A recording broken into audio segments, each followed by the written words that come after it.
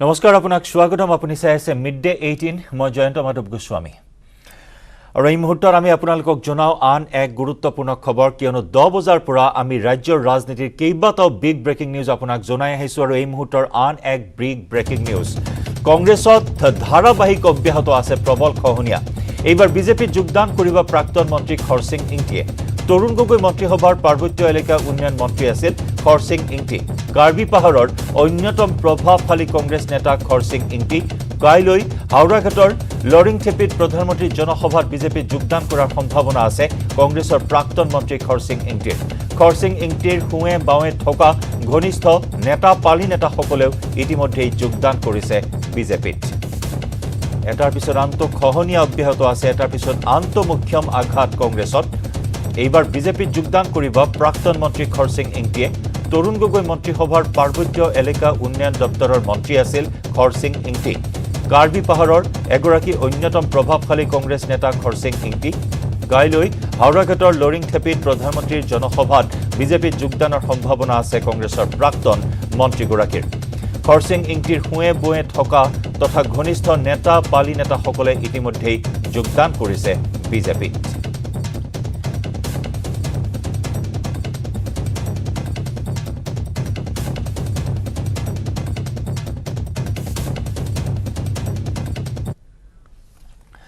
কোনোবাই স্বাৰ্থ সিদ্ধিৰ বাবে বিজেপিলৈ যাব পাৰে বিজেপিৰ লালসাত বন্দী হৈছে বহু কংগ্ৰেছী বিস্মিতা গগৈ ৰকিবুল হুছেইনক লৈ ৰাণা গোস্বামীয়ে প্ৰতিক্ৰিয়া প্ৰকাশ কৰিছে বিজেপিৰ টোপ গেলি বিজেপিলৈ যোৱাটো ডাঙৰ কথা নহয় কংগ্ৰেছ বিধায়ক নুৰুল হুদাকো সমালোচনা কৰে ৰাণা গোস্বামীয়ে মুখ্যমন্ত্ৰীক তৈলমৰ্দন কৰি আছে নুৰুল হুদাই অনুশাসন ভংগকাৰীসকলৰ বাবে দলে ব্যৱস্থা গ্ৰহণ কৰিব জিতেন্দ্ৰ সিঙৰ নাম লৈ এই কথা উল্লেখ কৰিলে প্ৰতিক্ৰিয়া প্ৰকাশ কৰিলে ৰাণা গোস্বামীয়ে হওক বা অন্য দললৈ যাবৰ কাৰণে যেতিয়া মই আগতেও কৈছোঁ যেতিয়া মানে টোপ গিলে মানে লালচাত পৰে তেতিয়া যোৱাটো খুব ডাঙৰ কথা নহয় তেনেকুৱা আগতেও বহুত ঘটনা আছে আৰু এতিয়াও যিকেইজন গৈছে তেনেকুৱা লালচাতে গৈছে আৰু আগতেও কাৰণ এতিয়া তাৰিখত বিস্মিতা গগৈ বিষয়েও শুনি আছোঁ যদি যায় তেতিয়াতো কোনো কাকো জোৰকৈ ধৰি ৰাখিব নোৱাৰে স্বাভাৱিক কথা আৰু গ'লেও এটা কথা ঠিক যে আমি দলটো শক্তিশালী কৰিবৰ কাৰণে আমি যৎপৰোনাস্তি চেষ্টা কৰিম যাতে ৰাজ্যখনৰ স্বাৰ্থত আমি কাম কৰি যাব মই নুৰুল হুদাৰ কথা বুলি কোৱা নাই যিসকলে দলৰ ডিচিপ্লিন ভংগ কৰে যিসকলে দলৰ মজিয়াত মানে কথা নকৈ ৰাজহুৱাকৈ কথা কয় সেইসকলক নিজৰ স্থিতি স্পষ্ট কৰিবৰ কাৰণে সকীয়াই দিছিল মোৰ কথাটো কৈছে যে ৰাণা গোস্বামী মঞ্চৰ নেতা মঞ্চত ভাষণ দিয়া নেতা মই ধন্যবাদ জনাইছোঁ এইকাৰণে তেখেতক মই এইকাৰণে ধন্যবাদ জনাইছোঁ যে তেখেতে এইটো হয়তো পাহৰি গ'ল ঘপকৈ মুখৰ পলাই গ'ল ৰাণা গোস্বামী মঞ্চৰ নেতা যে দেশৰ মাননীয় প্ৰধানমন্ত্ৰীয়ে হওক অসমৰ মাননীয় মুখ্যমন্ত্ৰীয়ে হওক তেওঁলোকে সঁচা কথাখিনি কওঁতেও মিছা প্ৰতিশ্ৰুতিখিনি দিওঁতেও কিন্তু ডাঙৰ ডাঙৰ মঞ্চৰ পৰা লক্ষ লক্ষ হাজাৰ হাজাৰ জনতাৰ সন্মুখত মঞ্চৰ পৰা দিয়ে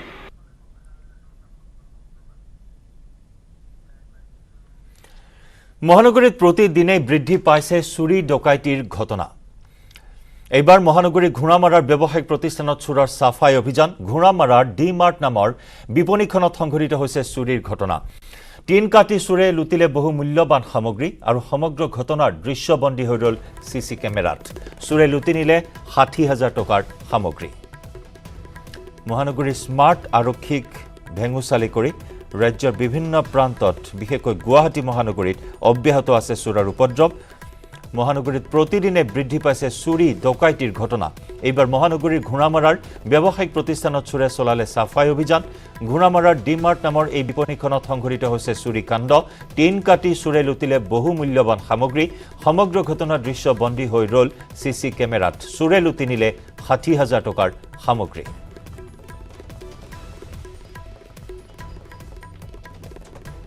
২৬-২৭ মানত সোমাইছে আৰু প্ৰায় আধা ঘণ্টামান ধৰি চোৰটোৱে আৰামত ঘূৰি ফুৰি একদম যিমান পাৰিছে সেইখিনি যি পাৰিছে গোটাই লৈ গৈছে সৰু সৰু বস্তু কিন্তু কষ্টলি বস্তুবিলাক দামী বস্তুবিলাক নিছে তাৰে ভিতৰত আমাৰ চিগাৰেটটো থাকে আৰু আপোনাৰ পাৰফিউমবিলাক থাকে গতিকে চিগাৰেট আৰু পাৰফিউমখিনিয়ে মেইনলি টাৰ্গেট কৰিছে বাকী কেছত আমাৰ পইচা নাছিল কেছত পইচা থৈ যোৱা নহয় তো কেছত পৰা একো নিয়া নাই আৰু বাকী বিশেষ অনিষ্ট কৰা নাই প্ৰায় আমি এটা এয়া কৰিছোঁ আৰু মানে 60,000 পৰা 80,000 টকাৰ ভিতৰত বস্তু আমাৰ ইয়াত চিগাৰেটে প্ৰায় 30-40,000 টকাৰ আমাৰ চিগাৰেটৰ ষ্টক থাকে আৰু পাৰফিউম অলপ কষ্টলি পাৰফিউমবিলাকে নিছে।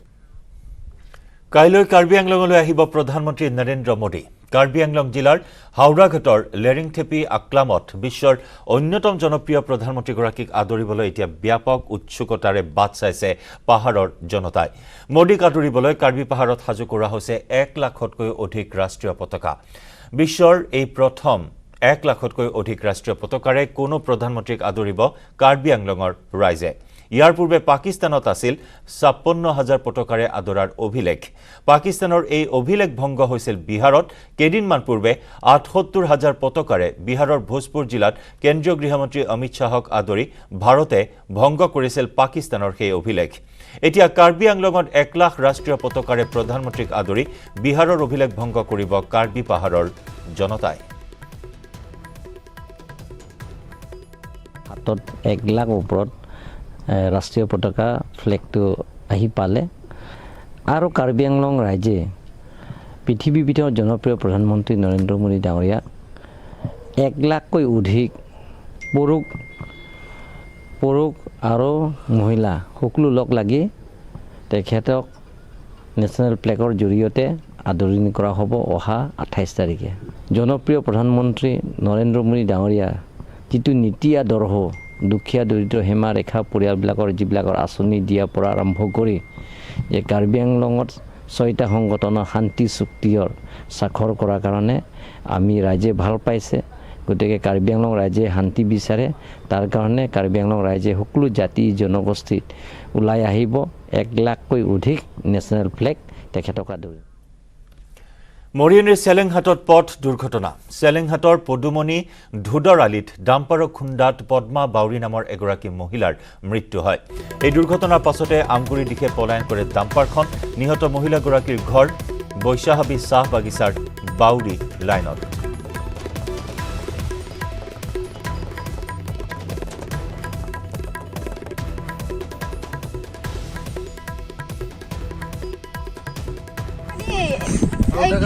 যদমণি বগানত কামলৈ গৈ আছিলো, 6জনী আছিলো দেই।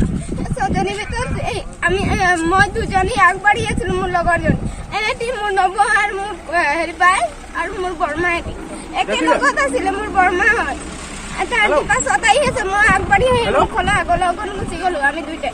তাৰপিছত মই ঘূৰি চাইছিলো গাড়ীখন ঘটাং কৰিলো, মই ভাবিলো কি মাৰিলে, চাইছো যে মই বৰমাক মাৰি দিলো। মই একদম চাই মানে বোলো তহঁতি কি চাইছ, মোৰ বৰমাক মাৰি দিলে দেখা নাই, মই গাড়ীটো ৰখাবলৈ চাকৰি। কি নাম আছিলে?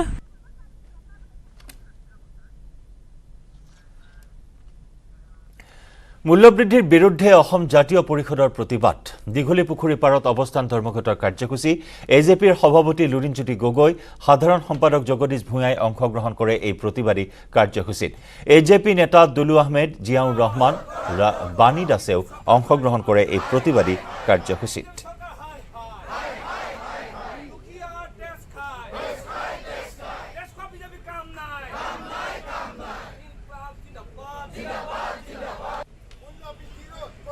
আৰু দেশৰ কোভিড পৰিস্থিতিক লৈ বৰ্তমান প্ৰধানমন্ত্ৰী নৰেন্দ্ৰ মোদীৰ গুৰুত্বপূৰ্ণ বৈঠক। ৰাজ্যৰ মুখ্যমন্ত্ৰীসকলৰ সৈতে ভিডিঅ' কনফাৰেন্সিঙৰ জৰিয়তে বৈঠকত মিলিত হৈছে প্ৰধানমন্ত্ৰী মোদী। পৰ্যালোচনা কৰিব কোভিড পৰিস্থিতিৰ। चलता रहे ये सुनिश्चित किया जाना चाहिए। बेड्स, वेंटिलेटर्स और पीएसए ऑक्सीजन प्लांट जैसी सुविधाओं के मामले में हम काफी बेहतर स्थिति में हैं, लेकिन ये सारी सुविधाएं फंक्शनल रहे, हमें ये भी सुनिश्चित करना होगा और उसको मॉनिटर किया जाए, जिम्मेवारी तय की जाए, ताकि कभी जरूरत पड़े तो हमें संकट ना आए। साथ ही अगर कहीं कोई गैप है तो मैं आग्रह करूंगा कि टॉप लेवल पर उसको वेरीफाई किया जाए, उसको भरने का प्रयास हो। मेडिकल कॉलेजेस, जिला अस्पताल, इन सब में हमें अपने मेडिकल इंफ्रास्ट्रक्चर को भी स्केल अप करना है और मैन पावर को भी स्केल अप करना है। मुझे विश्वास है आपसी सहयोग और संवाद से हम लगा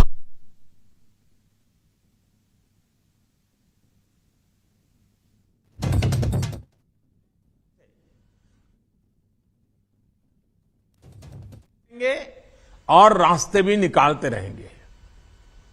साथियों, कोऑपरेटिव फेडरलिज्म की जिस भावना को संविधान में व्यक्त किया गया है, उस पर चलते हुए भारत ने कोरोना के खिलाफ मजबूती से ये लंबी लड़ाई लड़ी है। वैश्विक परिस्थितियों की वजह से, बाहरी कारकों की वजह से देश की आंतरिक परिस्थितियों पर जो प्रभाव होता है, केंद्र और राज्यों ने मिलकर उसका मुकाबला किया भी है और आगे भी करना ही होगा। केंद्र और राज्यों के साझा प्रयासों से ही आज देश में बड़े स्तर पर हेल्थ इंफ्रास्ट्रक्चर में सुधार हो पाया है। लेकिन साथियों, आज इस चर्चा में मैं एक और पक्ष का जिक्र करना चाहता हूं। आज की वैश्विक परिस्थितियों में भारत की अर्थव्यवस्था की मजबूती के लिए आर्थिक निर्णयों में केंद्र और राज्य सरकारों का तालमेल, उनके बीच सामंजस्य पहले से अधिक आवश्यक है।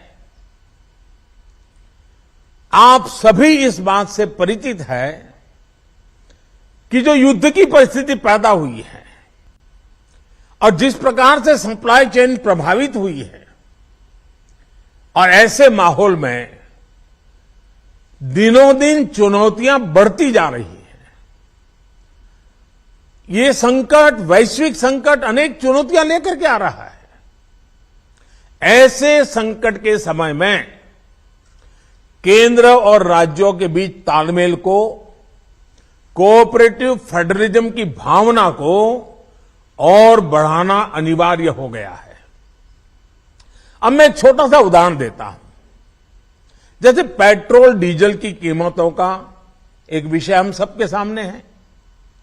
देशवासियों पर पेट्रोल डीजल की बढ़ती कीमत का बोझ कम करने के लिए केंद्र सरकार ने एक्साइज ड्यूटी में कमी की थी। पिछले नवंबर महीने में कम की थी। केंद्र सरकार ने राज्यों से भी आग्रह किया था कि वो अपने यहां टैक्स कम करे और ये बेनिफिट नागरिकों को ट्रांसफर करे। इसके बाद कुछ राज्यों ने तो भारत सरकार की इस भावना के अनुरूप यहां टैक्स कम कर दिया, लेकिन कुछ राज्यों द्वारा अपने राज्य के लोगों को इसका कोई लाभ नहीं दिया गया। इस वजह से पेट्रोल डीजल की कीमतें इन राज्यों में अब भी दूसरों के मुकाबले कहीं ज्यादा है। ये एक तरह से इन राज्यों के लोगों के साथ अन्याय तो है ही, साथ ही पड़ोसी राज्यों को भी नुकसान पहुंचाता है। स्वाभाविक है कि जो राज्य टैक्स में कटौती करते हैं उन्हें राजस्व की हानि होती है। जैसे अगर कर्नाटका ने टैक्स में कटौती नहीं की होती तो उसे इन 6 महीनों में 5,000 करोड़ रुपए से ज्यादा का राजस्व मिलता।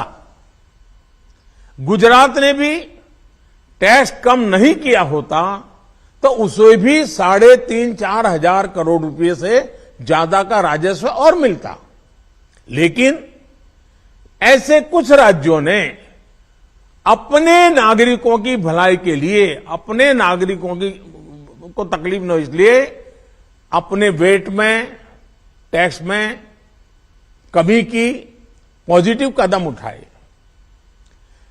वहीं गुजरात और कर्नाटक के पड़ोसी राज्य ने टैक्स में कमी न करके इन 6 महीनों में 3,500 करोड़ रुपए से लेकर के 5-5.5 हजार करोड़ रुपए तक अतिरिक्त राजस्व कमा लिया।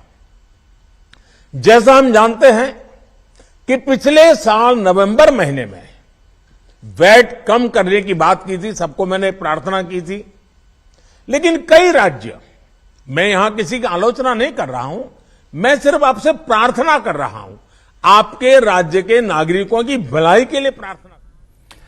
और देशत क्रमात बृद्धि पा कोरोनार संक्रमणत उद्विग्न हो प्रधानमंत्री नरेंद्र मोदी एखिनि मुहूर्तत प्रत्येकखन राज्यर मुख्यमंत्रीरे बैठकत मिलित होइसे पर्यालोचना करा होइसे देशर साम्प्रतिक कोविड परिस्थिति सन्दर्भत। आमि खबर आगबঢ়াই যাম, কিন্তু সময় হৈছে এটি চমু বাণিজ্যিক বিৰতিৰ। কামৰূপৰ চাংচাৰীত জব্দ বৃহৎ পৰিমাণৰ বিদেশী সিগাৰেট। ভাৰতীয় ডাক বিভাগৰ গাড়ীৰ পৰা জব্দ কৰা হৈছে সিগাৰেটখিনি। কামৰূপ আৰক্ষীয়ে গোপন সূত্ৰৰ পম খেদি মদনপুৰত টোলগেটত জব্দ কৰে ভাৰতীয় ডাক বিভাগৰ এখন গাড়ী। গাড়ীখনত পাৰ্চেল হিচাপে মিজোৰামৰ পৰা দিল্লীলৈ প্ৰেৰণ কৰিছিল সিগাৰেটখিনি। মদনপুৰ টোলগেটত তালাচী চলাই ডাক বিভাগৰ HR55L 8802 নম্বৰৰ পাৰ্চেল ভ্যানখন জব্দ কৰি চাংচাৰী আৰক্ষী থানালৈ লৈ আহে। দণ্ডাধীশ আৰু ডাক বিভাগৰ কৰ্মচাৰীৰ উপস্থিতিত গাড়ীখনৰ পৰা জব্দ কৰে বিদেশী সিগাৰেটখিনি। জব্দকৃত সিগাৰেটখিনিৰ মূল্য প্ৰায় 16 লাখ টকা। ঘটনা সন্দৰ্ভত গাড়ীখনৰ চালক আৰু হেণ্ডিমেনক আটক কৰিছে আৰক্ষীয়ে। ডাক বিভাগৰ গাড়ী এখনত বিদেশী বস্তু কিছু চোৰাংভাৱে পঠিওৱা হৈছে। সেই মৰ্মে আমি সন্ধিয়া সময়ত দুটা তালাচী পাৰ্টি মদনপুৰ টোলগেটৰ ওচৰত ৰখাই দিওঁ আৰু আমি ডাক বিভাগৰ গাড়ীখন জব্দ কৰিবলৈ সক্ষম হওঁ। এই ডাক বিভাগৰ গাড়ীখন মিৰ্জাৰ পৰা আহিছিলে আৰু ডাক বিভাগৰ এই সন্দেহজনক গাড়ীখন ধৰাৰ পিছত চাংচাৰী থানালৈ লৈ আহোঁ। চাংচাৰী থানাত তালাচী চলোৱাত নিউট্ৰেল উইটনেছ মেজিষ্ট্ৰেটৰ সন্মুখত আমি 13টা বিদেশী সিগাৰেটৰ কাৰ্টুন জব্দ কৰোঁ আৰু এই সিগাৰেটখিনিৰ বজাৰ মূল্য প্ৰায় 16 লাখ টকা হ'ব। এই গোটেই সিগাৰেটৰ কনচাইনমেণ্টটো মিজোৰামৰ আইজালৰ পৰা বুক হৈ আহিছিলে। মিজোৰামৰ আইজালৰ পৰা বুক হৈ আহিছিলে আৰু ডাক বিভাগৰ সেই গাড়ীখনত আমি গোপন খবৰৰ ভিত্তিত এই সিগাৰেটখিনি জব্দ কৰিবলৈ সক্ষম হৈছোঁ। গোটেইখিনি বিদেশী সিগাৰেট। শদিয়া মহকুমাৰ অসম অৰুণাচল প্ৰদেশৰ সীমান্তৱৰ্তী অঞ্চল বৃহত্তৰ অমৰপুৰ অঞ্চলত অৰুণাচল প্ৰদেশৰ পৰা বৈ অহা পাহাৰীয়া অতি খৰস্ৰোতা দিবাং নদীয়ে প্ৰবল খহনীয়াৰ সৃষ্টি কৰিছে। বিশেষকৈ হস্তিনাপুৰ, বাঁহবাৰী, হালমাৰী, 1 নম্বৰ আৰু 2 নম্বৰ চিলিং, মধুপুৰ আদিকে ধৰি বহুকেইটা অঞ্চললৈ এতিয়া দিবাং নৈৰ পানীৰ ভয়াৱহতাই এতিয়া চৰম ভাবুকি কঢ়িয়াই আনিছে। খহনীয়া প্ৰতিৰোধৰ বাবে এতিয়া স্থানীয় ৰাইজে নৈখনৰ বুকুত কাঠ বাঁহেৰে নৈখনৰ খহনীয়া প্ৰতিৰোধ কৰাৰ লক্ষ্যৰে নিজেই হাতে কামে লাগি শ্ৰমদানৰ কাৰ্যসূচী ৰূপায়ণ কৰিছে। স্থানীয় জনপ্ৰতিনিধিয়ে খহনীয়া ৰোধ কৰাৰ ক্ষেত্ৰত আজি পৰ্যন্ত কোনো ব্যৱস্থা গ্ৰহণ নকৰাত ক্ষোভ প্ৰকাশ কৰিছে স্থানীয় ৰাইজে। এই চৰকাৰ আকৌ দৰকাৰ, জিলিকিব শদিয়াৰ দুয়োটি পাৰ। এই শ্লোগানটো দি মেলি বলিন চেতিয়াই আমাৰ অমৰপুৰত 5 বছৰৰ মূৰত এবাৰে ইয়াত আহে বুট মাগি। এইটোৰ কাৰণে অকল বলিন চেতিয়া দেৱী অমৰপুৰ ৰাইজৰ পৰা বুটেই বিচাৰিব নালাগে। অতি শীঘ্ৰেই অসম চৰকাৰক আহ্বান জনাইছোঁ যে এই গৰাখহনীয়াটো প্ৰতিৰোধ কৰিবৰ বাবে আপোনালোকে অতি শীঘ্ৰে ব্যৱস্থা গ্ৰহণ কৰিবৰ বাবে অনুৰোধ জনালোঁ।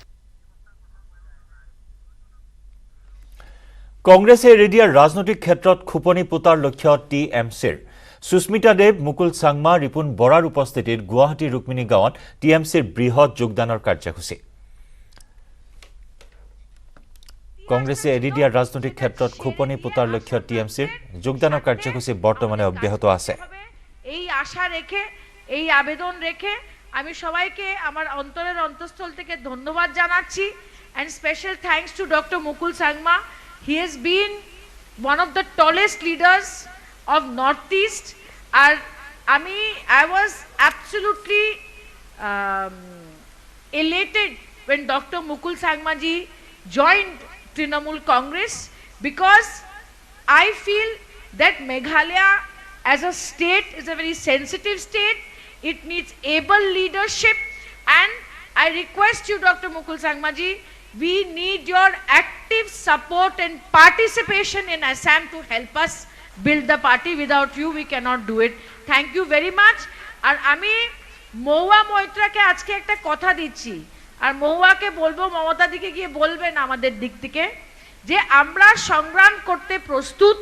যেভাবে মূল্যবৃদ্ধি হচ্ছে, যেভাবে সাম্প্রদায়িক শক্তি হচ্ছে, দেশের বিভাজন হচ্ছে, নানা রকমের সমস্যা রয়েছে, আমরা মহুয়াকে বলবো যে আপনার মাধ্যমে আমরা মমতা দিকে আজকে কথা দিচ্ছি যে আমরা আন্দোলন এখন সংগ্রাম করব আসামের স্বার্থের জন্য।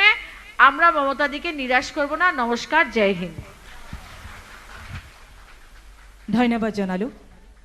কণ্ঠৰ সুস্পষ্টা, লগতে সুতীব্ৰ কণ্ঠ কিন্তু মিঠা। পুনৰবাৰ সুস্মিতা দেৱলৈ আন্তৰিক ধন্যবাদ জনাইছোঁ। বিহুৰ বতৰ, বহাগ, এনেহেন বতৰত বিহু নৃত্যৰ অবিহনে, হুঁচৰি এযোৰাৰ অবিহনে জানো আমাৰ অনুষ্ঠান অসম্পূৰ্ণ হৈ নৰ'ব।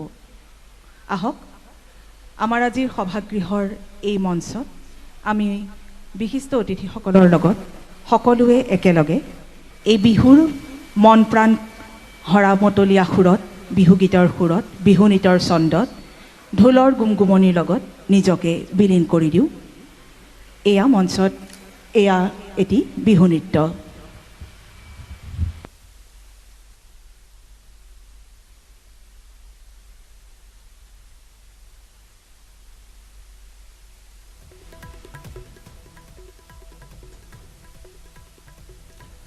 অসম তৃণমূল কংগ্ৰেছত যোগদানৰ কাৰ্যসূচী। ৰুক্মিণী গাঁৱত এই কাৰ্যসূচীত বহু লোকে TMCত যোগদান কৰিছে আজিৰ দিনটোত, যি সময়ত অসমত কংগ্ৰেছৰ বিপৰ্যয়ৰ সন্মুখীন হৈছে কংগ্ৰেছ দল। এজনৰ পিছত আনজন বাঘা বাঘা নেতাই কংগ্ৰেছ দল ত্যাগ কৰিছে আৰু এই ক্ষেত্ৰখনতে এতিয়া খোপনি পুতিবলৈ প্ৰয়াস কৰিছে অসম তৃণমূল কংগ্ৰেছে। ৰিপুণ বৰাই শেহতীয়াকৈ যোগদান কৰিছে তৃণমূল কংগ্ৰেছত। অসম তৃণমূল কংগ্ৰেছৰ সভাপতিৰ দায়িত্ব অৰ্পণ কৰা হৈছে ৰিপুণ বৰাক। আৰু আজি ৰিপুণ বৰা, সাংসদ সুস্মিতা দেৱ আৰু মুকুল চাংমাৰ উপস্থিতিত ৰুক্মিণী গাঁৱত TMCত বৃহৎ যোগদানৰ কাৰ্যসূচী।